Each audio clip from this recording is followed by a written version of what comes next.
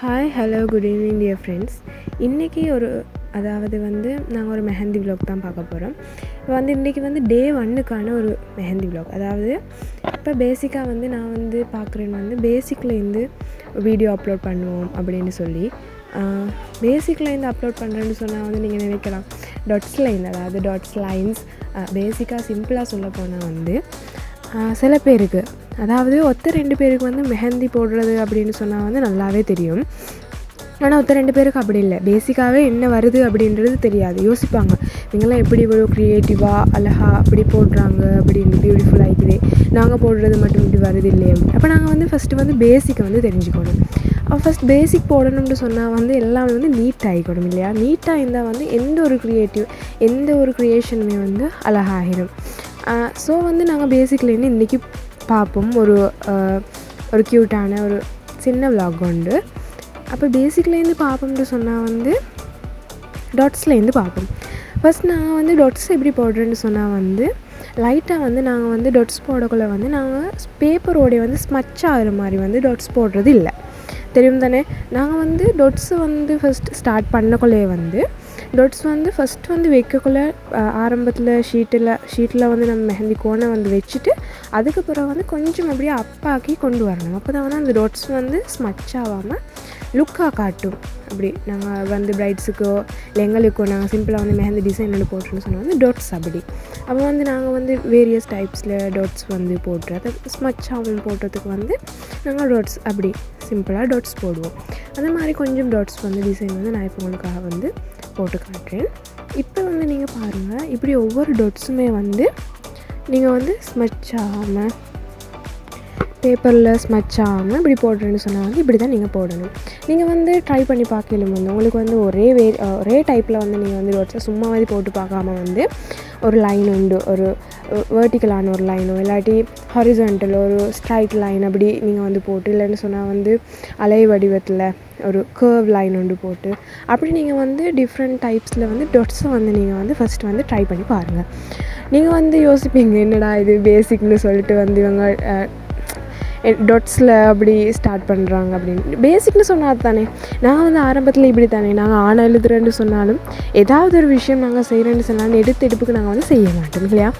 ஆணை எழுதுறதா இருந்தாலும் நாங்கள் கோடு போட்டு டாட்ஸ் வச்சு அதுக்கப்புறமா தான் ஃபுல்லாக ஒரு லெட்டரையோ ஒரு எந்த ஒரு விஷயமா இருந்தாலும் க்ரியேட் பண்ணி முடிப்போம். அது மாதிரி தான் இதுவும். இப்போ டாட்ஸ் ஃபர்ஸ்ட் ஆஃப் ஆல் நீங்கள் பார்க்குற மாதிரி இந்த மாதிரி டாட்ஸை நீங்கள் கர்வ் லைன், ஸ்ட்ரைட் லைன் அப்படி போட்டு நீங்கள் டாட்ஸ் ஃபஸ்ட் வச்சு பாருங்கள். அடுத்தது லைன்ஸ், சரியா. லைன்ஸ் போடுறதும் இப்படி தான். லைன்ஸ் உங்களுக்கு லேசி. சில பேருக்கு லைன்ஸ் போடுறது கொஞ்சம் கஷ்டமாயிருக்கும். யோசிப்பாங்க இல்லையா. நீங்கள் ஹம்ஸ் எல்லாம் பார்த்துருக்கீங்க. அதை நிறைய ப்ரைடல் டிசைன்ஸில் பாருங்கள். இந்த ஆம் கிட்ட போடுற டிசைன்ஸ், அந்த வளையல் போட்டு எடுத்துக்கிட்டு, அந்த பெங்கிள்ஸ் போட்டு எடுத்துக்கிட்ட இருக்கிற அந்த லைன்ஸ் எல்லாம் பாருங்கள். அந்த லைன்ஸ் எல்லாம் ஹம்ஸ் போடுறதுக்கு லைன் போடுவாங்க ஃபஸ்ட்டு. அப்போ அந்த லைன் போடுறதுக்கு எப்படின்னு சொன்னால் நாங்கள் ஹேண்டோடைய ஸ்மச் ஆகிற மாதிரி லைன் போடக்கூடாது. அப்படி போட்டோம்னு சொன்னால் என்னோடய லைன்ஸ் எல்லாம் வளையும், அதாவது நேராக வராது. லைன்ஸ் எல்லாம் டிஃப்ரென்ஸாக ஒரு மாதிரி ஆகிக்கும். ஸோ அந்த லைன்ஸ் செட் ஆகாது. ஸோ நாங்கள் என்ன பண்ணுவோம்னு சொன்னால் சில பேர் கீழேருந்து மேலோக்கா லைன்ஸ் போடுவாங்க, சில பேர் மேலேருந்து கீழே அப்படி அந்த ஸ்ட்ரைட் லைன்ஸ் போடுறது standing lines. First of all நாங்கள் பார்க்குறது ஸ்டாண்டிங் லைன்ஸ். இந்த ஸ்டாண்டிங் லைன்ஸ் எப்படி போடுறேன்னு சொன்னால் நீங்கள் ஃபஸ்ட்டு ஒரு பாயிண்டில் ஸ்டார்ட் பண்ணுறீங்கன்னு சொன்னால் அந்த பாயிண்ட்லேருந்து கொஞ்சம் அப்படியே அப்பா கொண்டு போய்ட்டு நீங்கள் லைன்ஸ் போடக்குள்ள பேப்பரோட அப்படியே ஸ்மச் ஆகிற மாதிரி டச் பண்ணிக்கொண்டே போடக்கூடாது. அப்படி நீங்கள் டச் பண்ணிக்கொண்டே போக்கல லைன் ஒரு அழகு காட்டாது, அது ஒரு லுக் ஆகிக்காது. ஸோ நீங்கள் என்ன செய்கிறீங்கன்னு சொன்னால் லைன்ஸ் போடக்குள்ள அப்லேருந்து கொஞ்சம் தூக்கி போடணும் நீங்கள். அப்போ தான் லைன்ஸ் பர்ஃபெக்டாக வரும். ஸோ அது மாதிரி இப்போ நாங்கள் ஸ்டாண்டிங் லைன் பார்த்தோம்.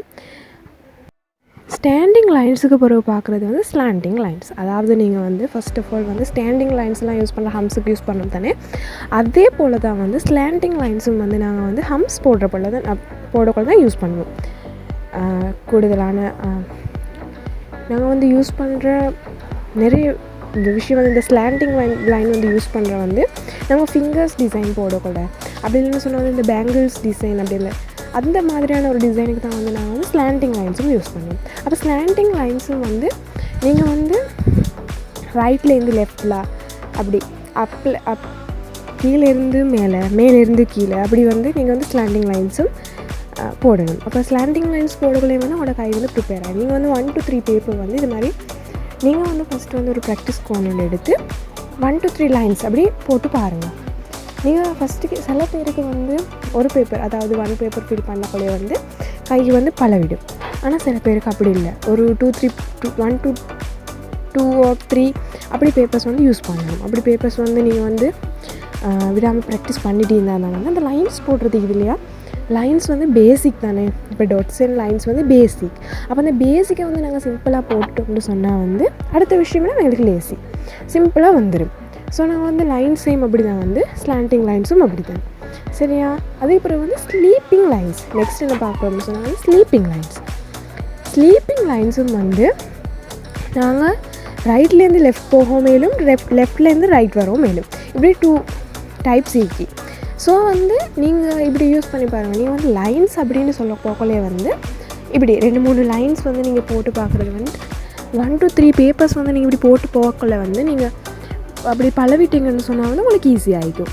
அப்போ வந்து அது வந்து கைக்கு பழவிடும். ஸோ உங்களுக்கு வந்து ஈஸியாகிடும். லைன்ஸ் தானே பார்ட் 1ஓடது.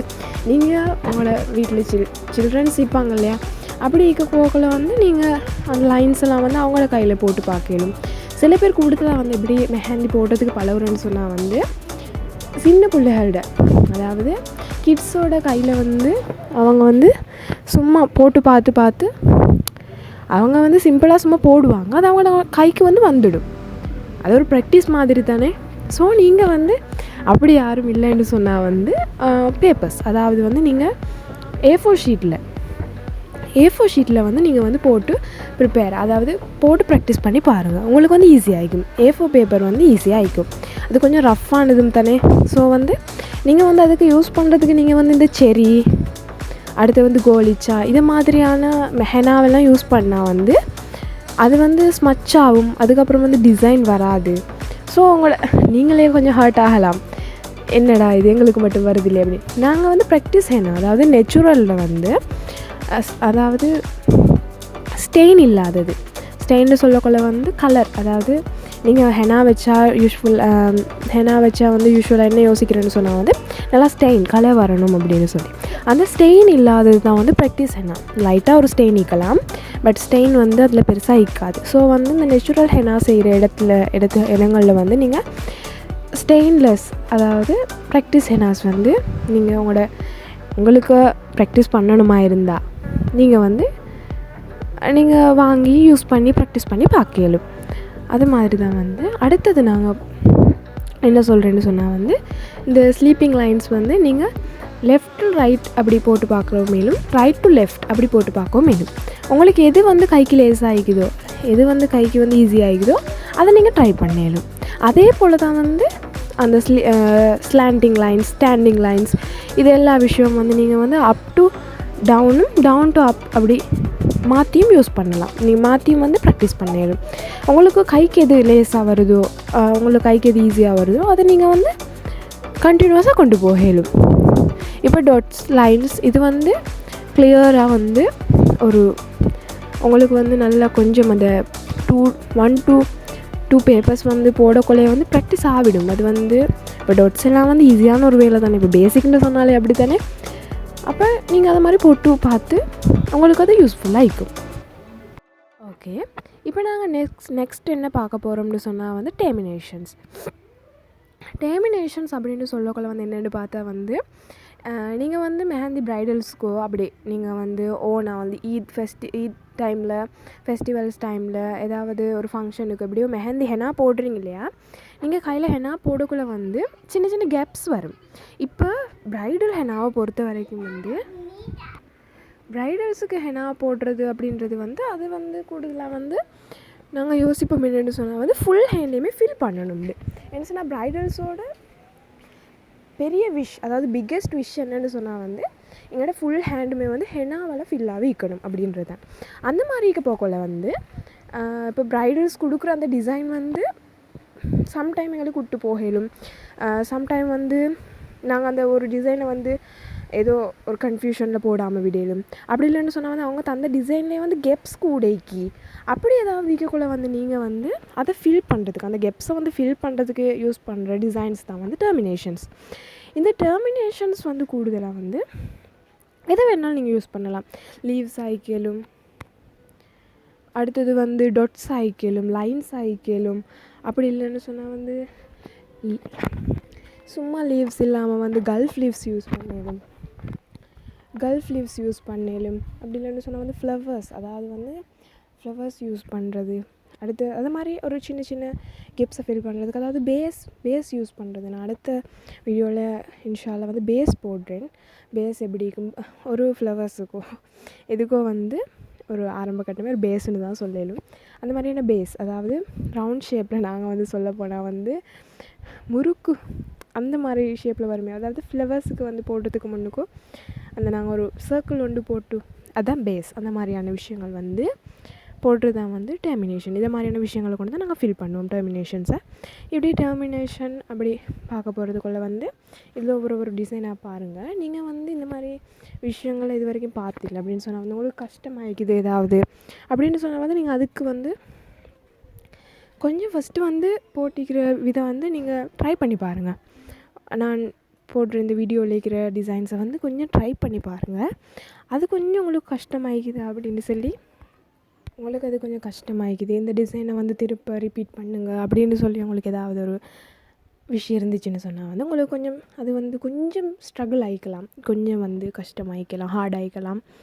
சில பேருக்கு வந்து இது ஈஸி ஆகிக்கலாம். என்னடா இது பேசிக்னு சொல்லிவிட்டு டொட்ஸ் லைன்ஸ் எல்லாம் போட்டுட்டிக்கிறாங்களே அப்படின்னு நீங்கள் யோசிக்கலும்.